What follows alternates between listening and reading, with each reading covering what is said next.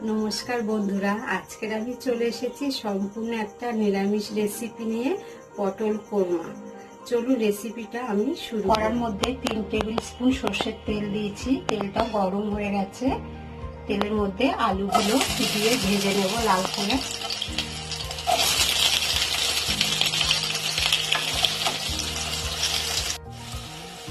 আলুটা ভাজা হয়ে গেছে। আলুটা এবার তুলে নেব।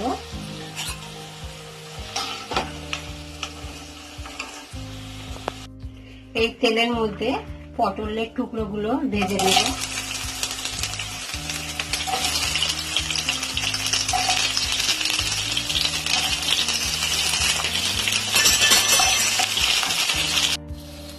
পটলগুলো লাল করে ভেজে নিয়েছি। এবার আমি তুলে নেব।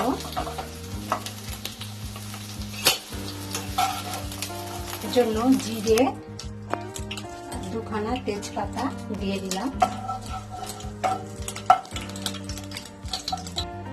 দিয়ে দেবো 1 টেবিল স্পুন আদা বাটা।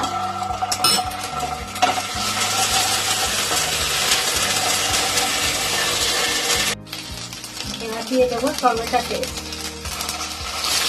একসঙ্গে ভেজে নেব।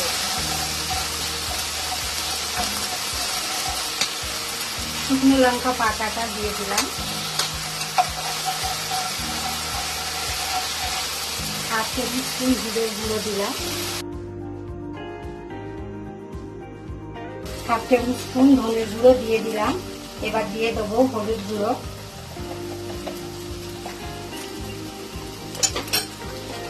একসঙ্গে মিশিয়ে নেব।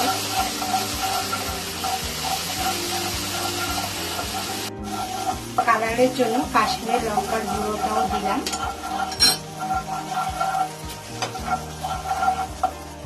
পরিমাণ মতো নুনও দিয়ে দিলাম। এবার একটু জল দিয়ে দেব। দিয়ে মশলাটা একটু কষে নেব। সামান্য একটু চিনি দিয়ে দেব।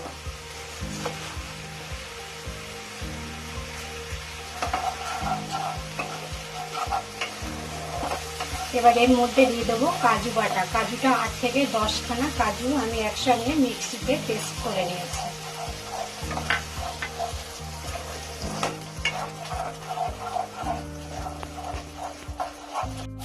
মশলাটা 5 থেকে 10 মিনিট কষে নিয়েছি। এর মধ্যে দিয়ে দেবো আলু আর পটল ভেজে রাখা। আলু আর পটলটা মশলার সঙ্গে নাড়াচাড়া করে নেব।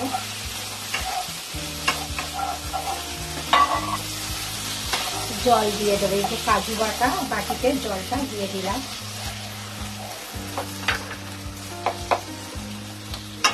আরো একটু জল দেব।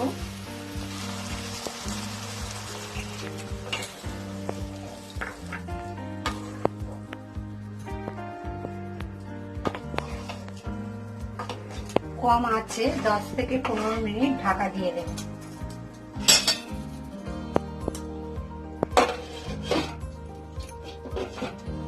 10 থেকে 15 মিনিট হয়ে গেছে। ঢাকাটা খুলে নেব।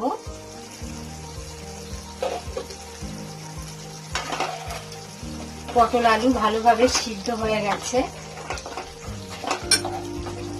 এর মধ্যে দিয়ে দেবো একটু গরম মশলার গুঁড়ো।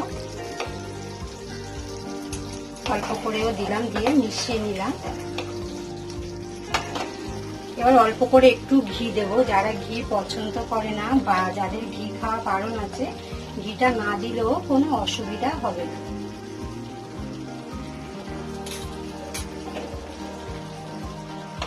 ঘিটাও মিশিয়ে নেব। নিয়ে গ্যাসটা আমি অফ করে দেবো। আমার তরকারিটা তৈরি হয়ে গেছে।